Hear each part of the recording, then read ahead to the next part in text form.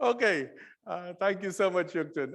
This morning we are thinking about unexpected heroes, and we're thinking about Jephthah. And if I could have I'm going to start at chapter 11. So I'm really going to make you work for your money this morning. Uh, Isaac, we're going to double your pay.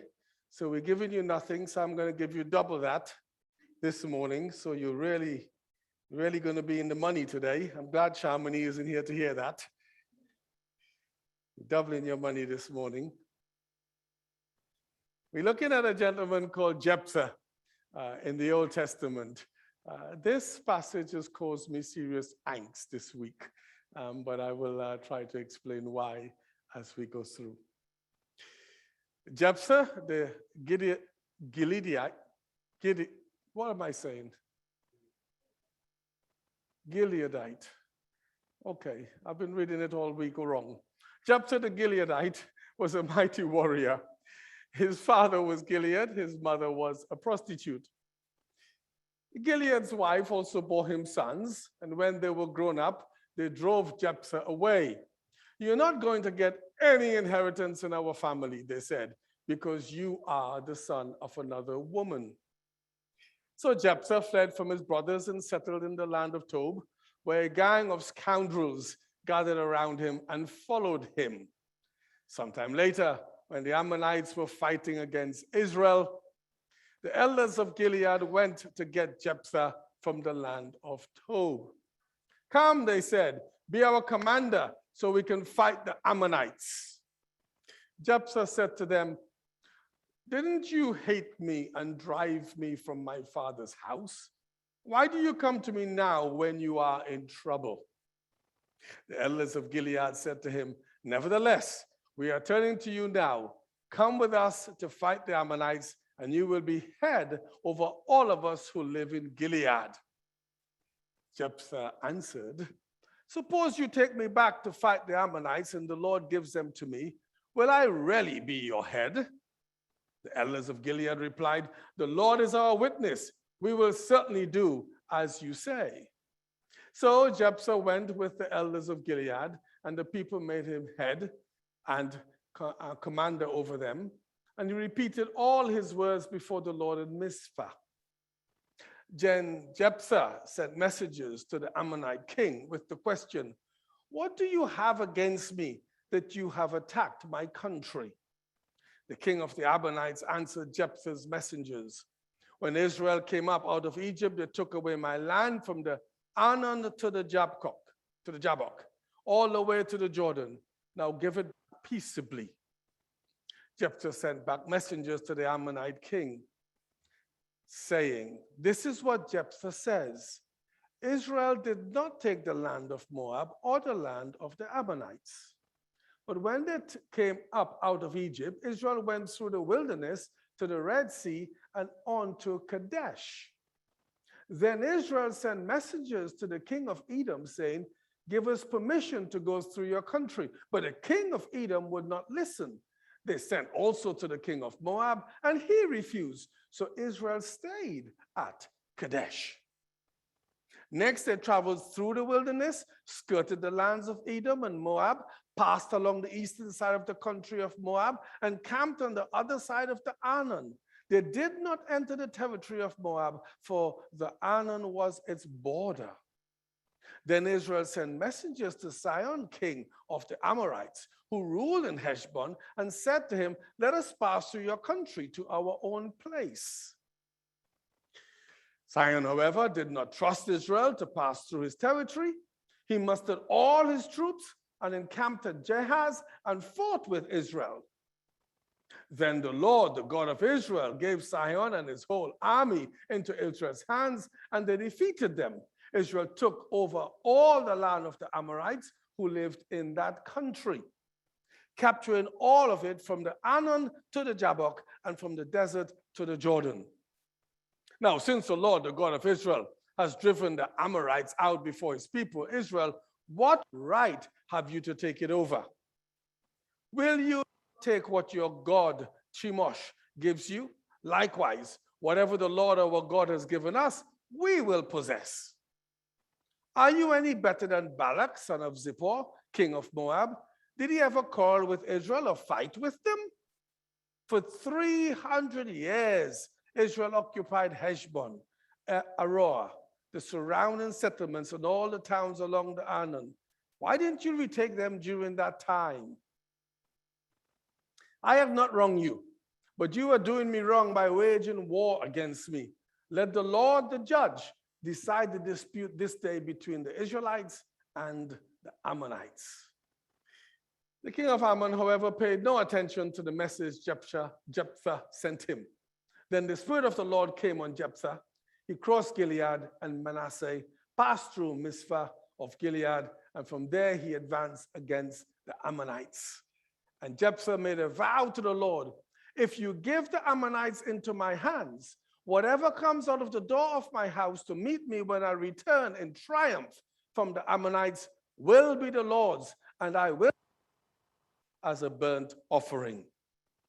Then Jephthah went over to fight the Ammonites, and the Lord gave them into his hands. And then we go on to find out that he did a lot of devastation. Thank you. Who knows, I may come back. So as I said, I'm going to keep you on your toes this morning. But you're up to me and better, I can see, so well done. Jephthah, this story, my, oh my, oh my, oh my.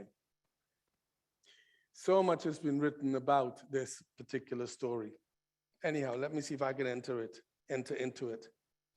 So, born illegitimately to a prostitute who was his mother, rejected by his brothers, his family, cast out from the community, not allowed any of the family's father's inheritance, living in the wilderness with a group of other misfits, a group of other malcontents, earning a living, we think, as a fighting force, in much the way David kind of did when he was on the run. If you remember that story, something similar was going on. I don't think if we were looking for a new minister, a new leader at EBBC, and I'm not thinking of going anywhere at the moment in case you think I'm dropping any hints, but you might have ideas. Yuktan was praying for me this morning. Lovely prayer, thank you. You always pray for me. Always grateful for that. But I can't compete with that. Makes me want to think, what is it? What is it? Sounds throaty. If we were looking for a new minister, a new leader, I don't think, in fact, if any church was looking for a new minister, a new leader, I don't think Jephthah would be the kind of person they would have in mind somehow. He doesn't seem to figure highly where that sort of thing is concerned. Well, you know, we are having a look today at, as I said, one of the most troubling stories in the Bible. A judge, a leader called Jephthah. Chapter 10 and verse 6 would tell us that, as always was the case during the period of the judges in Israel, people did wrong, and there's a cycle. I've put up there the cycle of sin in Judges. You will see that there's peace in the land, and everybody's happy serving the Lord, and then they go and do evil, and chapter 10 verse 6 will tell us that. They did evil in the eyes of the Lord. So God punishes Israel, and Israel is enslaved because God uses other forces to come and enslave them and punish them. And Israel then cries out to the Lord, oh, have you forgotten us? And we're really sorry. And that's what happened in this story. And God raises up a judge in this story. And we're looking at Jephthah, and then Israel is delivered. And before you know what, the cycle begins all over again. Does that sound like our daily prayer life? Or is it my daily prayer life? Where we start off well with the Lord, and then we do wrong, and then we cry out, oh Lord, and then we say we won't do it again. And then there's peace and quiet, and then before you know what, we're crying out again, that because we've done wrong. The Israelites busied themselves, chapter 10 tells us, worshiping every other God except the one and only true God, Yahweh. There were all the other gods around. They were busy worshiping and they were paying attention to, but they were ignoring their one and only true God. It is no wonder in chapter 10 we read that God became angry with them. And friends, I'm going to let that hover there. God became angry with them. Because I think sometimes, because yes, the essential heart and nature of God is to love, it jars and it really hits us in the face when we hear the words of God becoming angry. God became angry with them.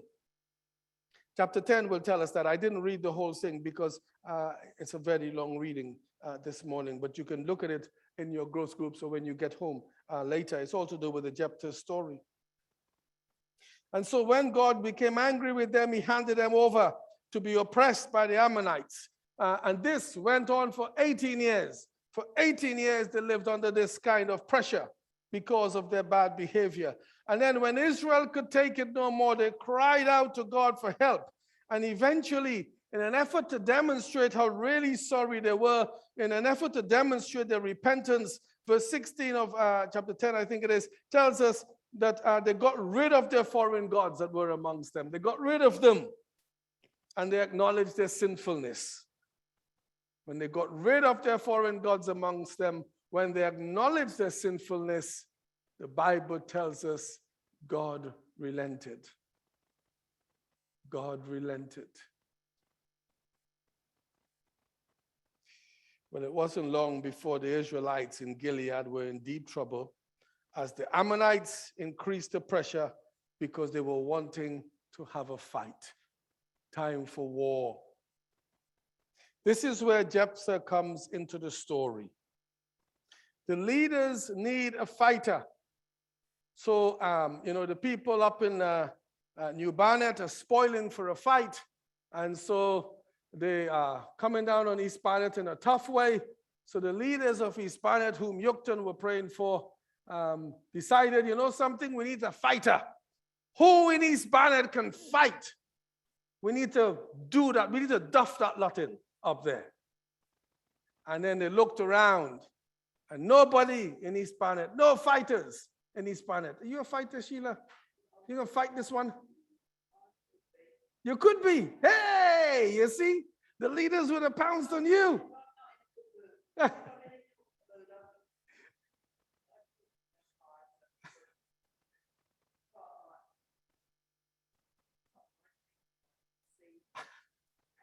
It's okay. It's okay. It's okay. Just having some fun, but thank you. So they're looking for a fighter, and it dawned on them that there was this man called Jephthah who had earned this reputation. Chapter 11 or verse 1 of chapter 11 tells us he's earned this reputation of being a warrior, a mighty warrior. So they thought, you know something, let's eat humble pie. Let's go and say to him, hey, will you come and will you fight this battle? Will you come and be the rescuing force for us? So they go to him, they eat humble pie. He reminds them of how they had treated him. He doesn't miss the opportunity to rub their noses in it. That's basically what's going on, doesn't it? And he says, hey, didn't you hate me? Why are you coming now? You're coming now, you're in trouble. Now you want my help. Before, I was a nobody, but now you're coming to me. Who, moi? You're coming to me. He reminds them of how they treated him badly, hated him. He didn't miss the opportunity. But equally, he didn't miss the opportunity for holding high office, because to be a leader is to hold a high office. And so he says to them, will you really make me a leader? And I find the story interesting because they come to him and say, we will make you a leader. He says to them, will you really? And then they say, well, yes, we will do as you say. And I'm thinking, hang on, you were the ones who said you're going to make him a leader. He didn't ask you to be a leader. I thought that's an interesting twist. But anyhow, they go and they make their promises before God, and he becomes the leader. Imagine the press. Imagine the papers. I can just see the headlines. Hoodlum becomes hero. Is that the kind of language that they would have in those days? I don't know. Or exiled, elected judge, something like that. Maybe I've read too many Sun or whatever it is, newspaper, in days gone by. I love the fact that the Bible does not cover up the flaws and the ugly places, the mess of people's lives. I like the fact that this story is not one where there's any pretentiousness, where there's any pretending, there's no dishonesty. It's honest and it's brutally frank. Because the Bible is about real stories, real people encountering a real God and being used by him to achieve his purposes. And this story, I just love the fact that, and we've as a church been particularly over the past season very mindful and conscious of the flaws within all of us, the fact that all of us have wounds, scars that we carry. And God uses us. I was talking to someone, in fact, I was talking to Kate on Friday when we were talking about her moving on. And one of the things that she said to me in passing was, we are all rough diamonds. We are all rough diamonds. That just reminds me that this is all about God's grace. It always has been and always will be about God's grace. Always. Whatever front we may put on, whatever, however we may look, however we may sound, whatever we may have achieved, it's all about God's grace. It always has been, it always will be about God's grace. I marvel at the fact that for Jephthah, God was about to redeem his years of, well, I want to call it hell. I don't know if it was hell for him, but I think it was hell for him. His years of hell, living as an outcast. I mean, come on, he was within a community, within a family, and he was thrown out, he was expelled. So I want to suggest, and I like what Rick Warren says here, by the way, that God never wastes a hurt. It all fits into his plan. And we never quite know his plan, but I like the way how God hasn't wasted these years, because these years in the wilderness would be when he would have mastered his craft of being a warrior, being a fighter. That's when he would have developed this reputation of becoming a fighter. That's where he would have learned to fight. And now there is a need. God comes to him. I guess he would have thought that's the end of him because he's out there, done. No different if you want for Moses. Remember Moses? Years having done bad out in the wilderness for 40 years, thinking that's the end of that. He develops his craft as a shepherd, a leader of sheep, and God uses that and redeems that to bring him to be a mighty leader of his people, take them through from bondage into freedom. God who redeems the years gone by. I like the thought of that, because in my heart and in my mind, part of me feels that nothing is wasted in the economy of God. You know, just as how we were talking earlier on about all the services coming up and all that sort of thing, weren't we? At Christmas time, we do all the cooking. Those of you who do the cooking. And then the day afterwards, you make your particular cook-up where you bring everything together and nothing is wasted. You don't throw anything away, but you bring it all together and cook a fresh and a new dish out of the old stuff that was left over the day before. And something like that, you know. It's something there which is reflective of the song. I'm just thinking of my feet as I'm sharing, change my heart, oh God, you are the potter, we are the clay. And, God who molds and shapes and brings something out of what looks like a mess. He reshapes it and he molds it. So there is Jephthah out there on his own, all those years abandoned. And so God, through the leaders, comes to Jephthah and says, look, will you come and be this champion? Will you come and be this champion? So having accepted the job with the promise of leadership of the people, Jephthah set about trying to reason with the Ammonite king. I get the impression that Jephthah didn't really want to fight. I get the impression he wanted to have a peaceable transaction, a peaceable arrangement and agreement, that it didn't have to come to blows. His efforts failed. As you read the story, his efforts failed, and the talks broke down, is how we would put it, the language today. And that is when verse 29 of chapter 11 tells us that the Spirit of the Lord came upon Jephthah. Now, in the Old Testament, it's not like in the New Testament. In the Old Testament, the Spirit of the Lord came on God's people for a particular job, for a particular season. It didn't stay forever. Not like now, where the Spirit of God lives within us and He is within us, He abides in us. Then God's Spirit came for a particular job, for a particular season. And when the job was done, the Spirit was gone. That's the way it was in those days. So at that point, the Spirit of the Lord came upon Jephthah. In other words, preparing him for the battle. The talks have broken down. Now they have to go and sort it out on the battlefield. The battle was won convincingly. You'd not be surprised to hear that I don't intend to go into the battle details. The battle was won convincingly by Jephthah and his men, because verse 33 tells us, the Lord gave the Ammonites into his hands. So God was in the battle. How many times have we been told in recent times when, as we look at these things, hear what God is saying repeatedly to us as his people. The battle is the Lord's. The battle is the Lord's. Hear the repetition of that again this morning as we come to look at this passage. God gave the Ammonites into Jephthah's hands. But that was not before Jephthah made what I think is a rash vow. And this is where this passage has caused me so much angst this week. I think it's a rash vow. Many others do not think it was a rash vow. And actually, Christendom is absolutely divided over what happens next. It's a huge war out there as to what happens next. Maybe war is the wrong word, but you take the spirit of the word. Literary war.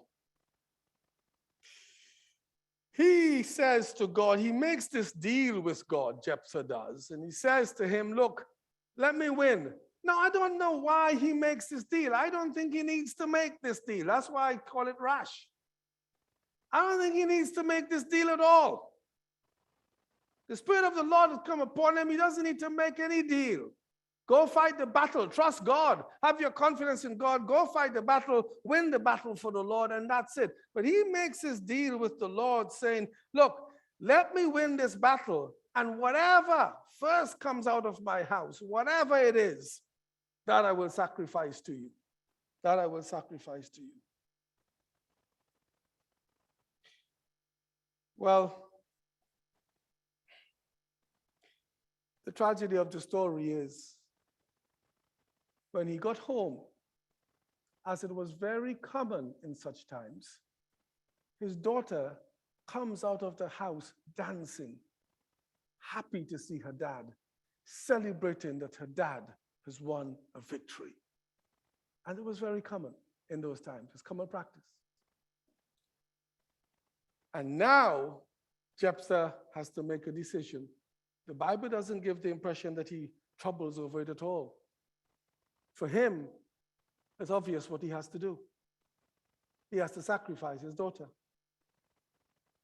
There's an issue here.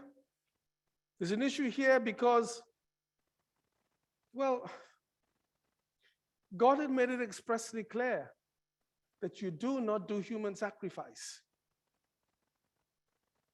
So where are you going to go with this? Is that how Jephthah is going to behave? God had made it expressly clear. There is an issue here because Jephthah, who has fought this war, which was very painful in itself and bloody, he went home to have an experience of pain, I think he would never have experienced before. Now, maybe he had servants. I don't know. Maybe he had animals.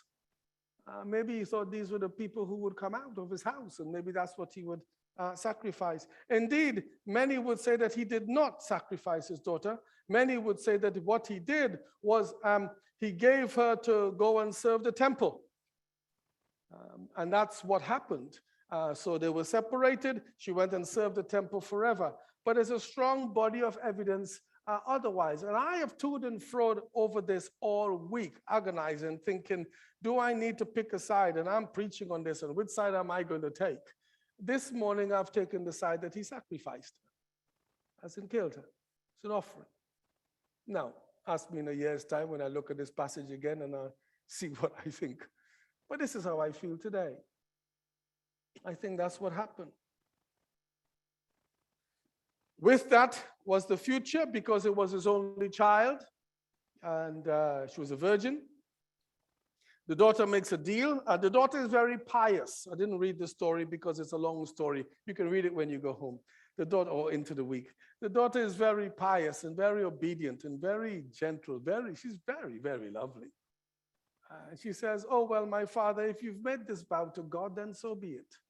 What a lovely daughter. I think I need to go home and get my Sarah to read this story. If you've made such a deal with God, then so it is, my father. But all I will ask you, please, Dad, is will you give me a little time, just a couple of months? Let me, with a few of my friends, let me go up to the hillside and let's spend some time together. Let me spend some time together with my friends, just mourning the fact that I'm never going to have a husband. I'm never going to have a child.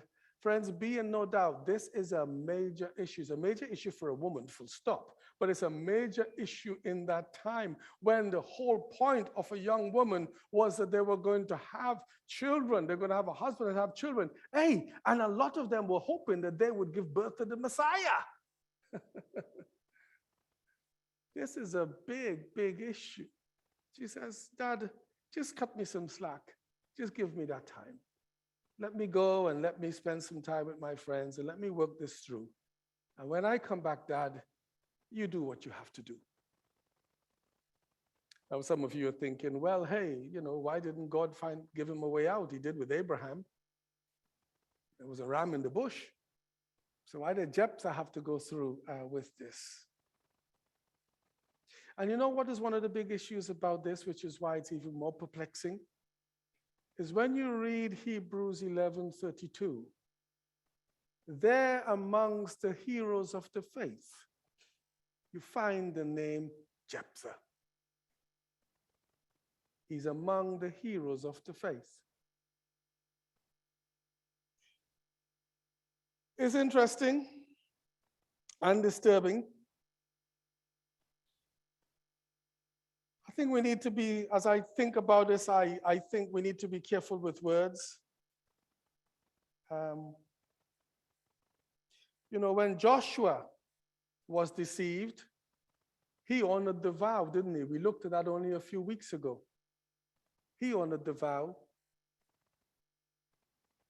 Here, Jephthah has made this vow, which he is honoring. Once a vow is made, a vow is to be kept, essentially. Essentially. I think Leviticus 5, have I got it on the screen? I think God had given a way out for this. We don't often quote Leviticus because it's a story which is full of laws. Have I not got a PowerPoint for this? Oh, I thought I did. Okay. Let me look at it. When you look at Leviticus chapter 5, listen to verses 4 through to 6.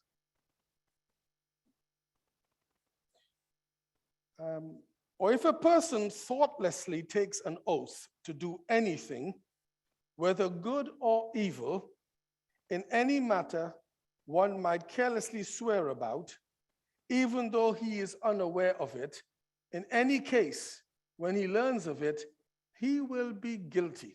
Such a person will be guilty.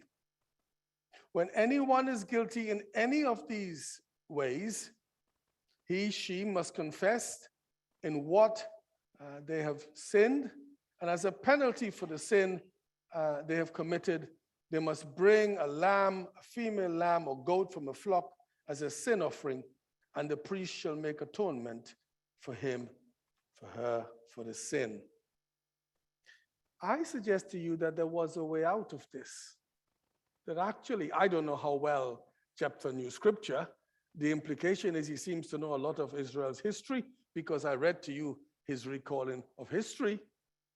But there was a way out, like there was for Joshua, by the way.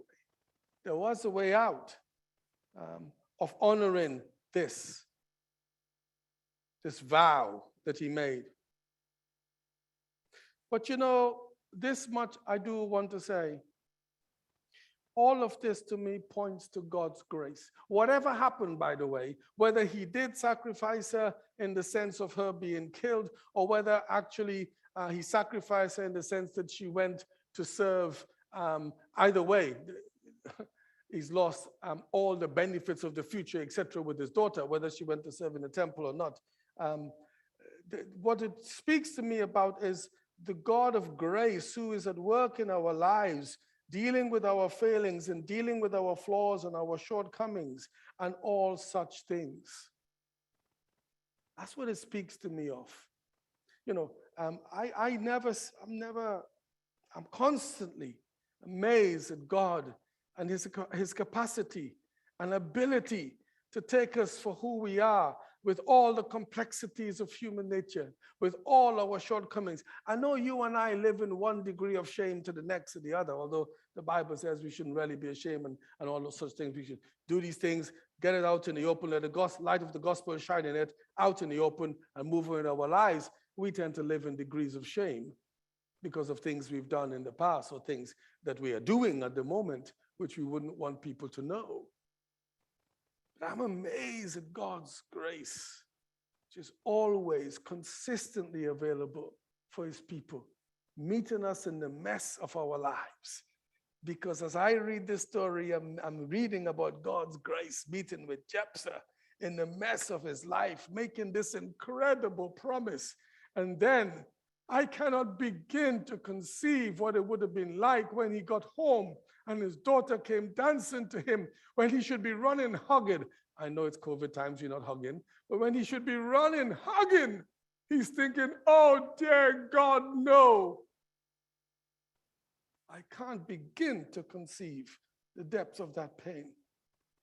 In the midst of that, this man is still recognized as a hero of the faith, somebody whom God raised up, coming from obscurity where he was, with the background that he had, this unexpected hero.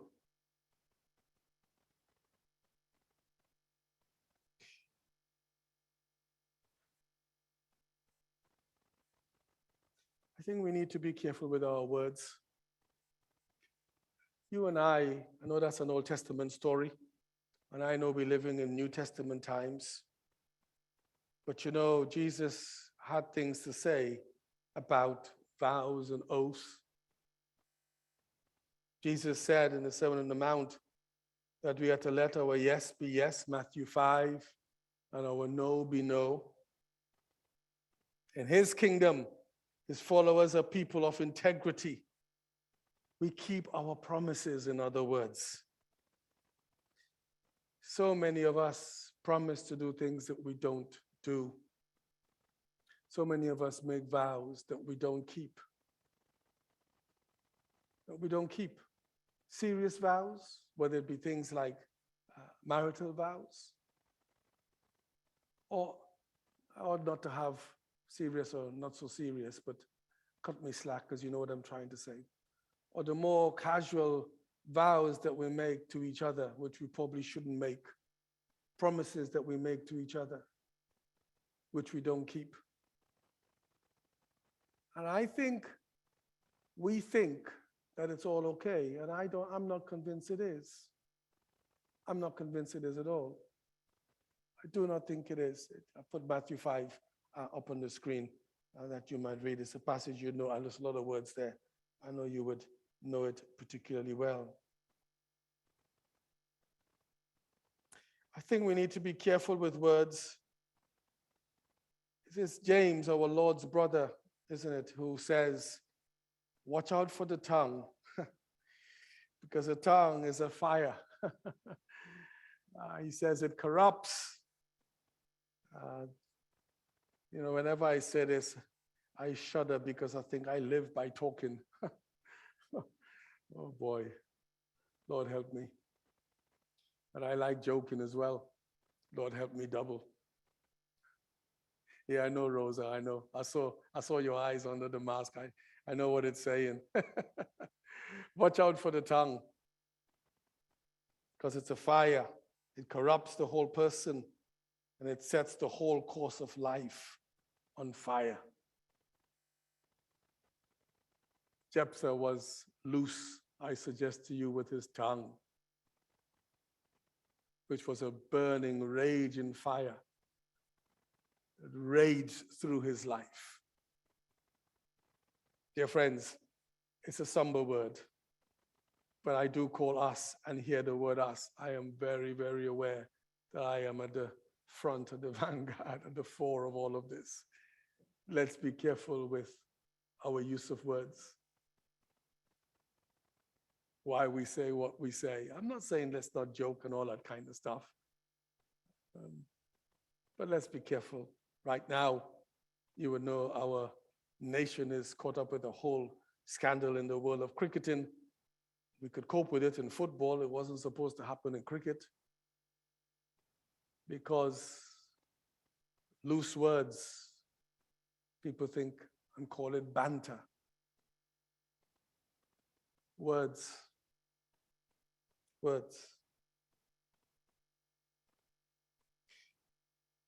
Well, you make up your mind what you think of this story of Jephthah. I would be very fascinated and intrigued for some of you when you study it to come back, because we are all Bible scholars, we are all theologians, so don't think because I don't know you won't know. That's nonsense. I'd be intrigued for you to come back and share with me any thoughts, or email me you've had, because this passage this week, maybe it's just the mood I was in. Maybe I'm particularly tired. I don't know. I don't feel particularly tired, but I'm just offering an excuse or an explanation. Has really caused me angst, because I just grappled with this.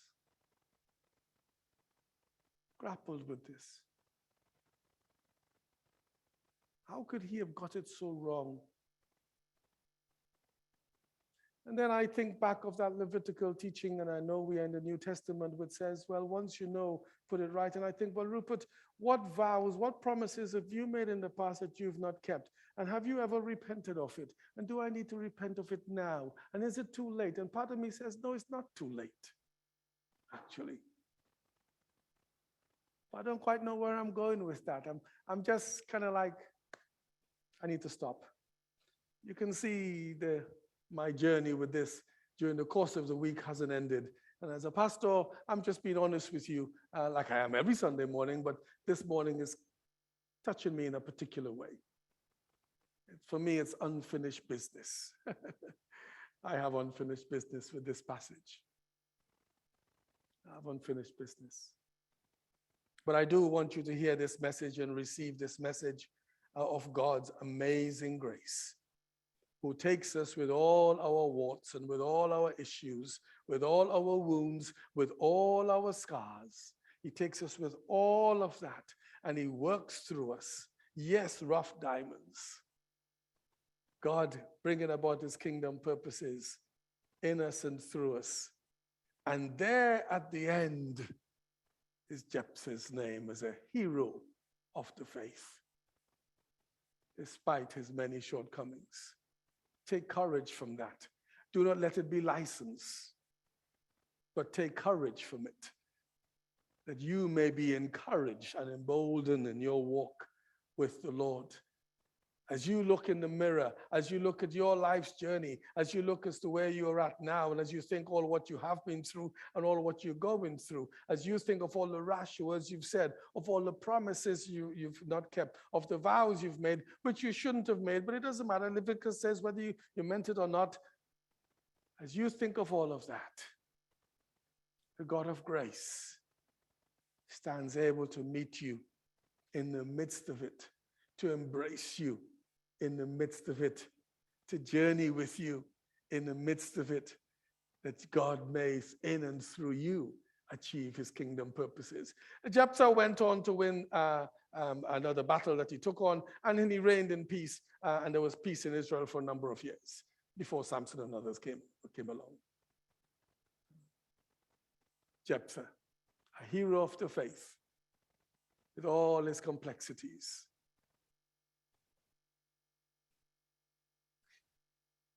I offer that to you, that you may,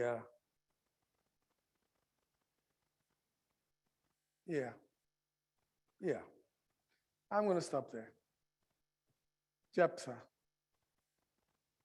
Yeah, send me your emails. I want to hear what you think. Let's do a church-wide study on this. What do you think?